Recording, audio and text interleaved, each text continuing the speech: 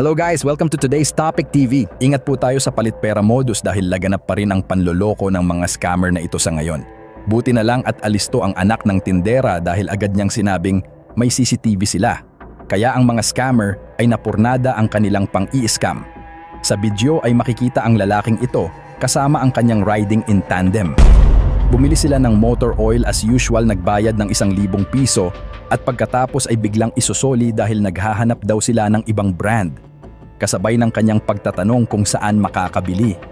Muling ibinalik ng tindera ang 1,000 subalit agad niya itong pinalitan ng 100.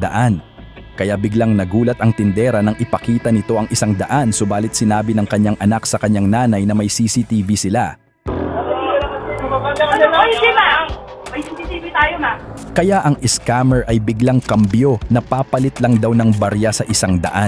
Patingin lang po yan, Nay. Patingin, anak, patingin.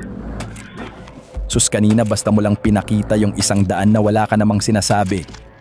Pero nung marinig mong may CCTV pala ay sasabihin mong papalit lang ng barya.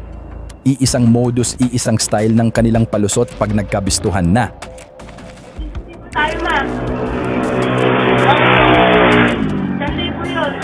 Ayun yun. O nga, walang nawala dito yung sandaan. Wala po yung sandaan ko. Wala kaming barya. Teka lang ha, tignan muna natin si CCTV. Wala po yung sandaan. Nasaan natin ha? Walang barya eh. Sinahala yan yun. Wala namin. Kaya kung alam nyo namang may CCTV kayo at para sigurado manindigan at ipareview nyo muna ang inyong CCTV at wag basta magbibigay ulit kagaya ng ginawa ni ate. Kaya hindi nakalusot ang mga scammer na ito. Ingat po tayo dahil hindi lang palit pera ang modus ng mga scammer ngayon, kundi maging palit kahan ng sigarilyo rin. Masunod lang ang kanilang bisyo. Sa video makikita ang lalaking ito na bumili ng 1 kahang sigarilyo.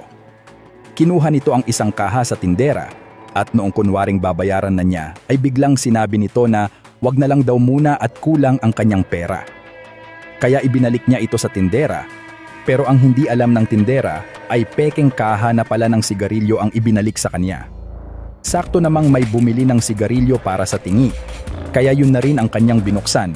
Subalit laking gulat niya nang mabuksan na niya ito.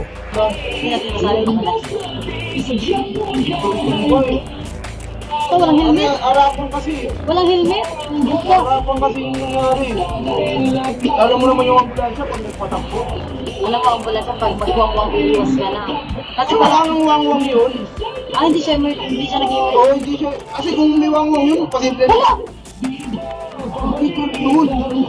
Dahil ang laman ng kaha ay hindi sigarilyo, kundi isang tinuping karton na inayos lang ang pagkakaselyo para hindi mahalata.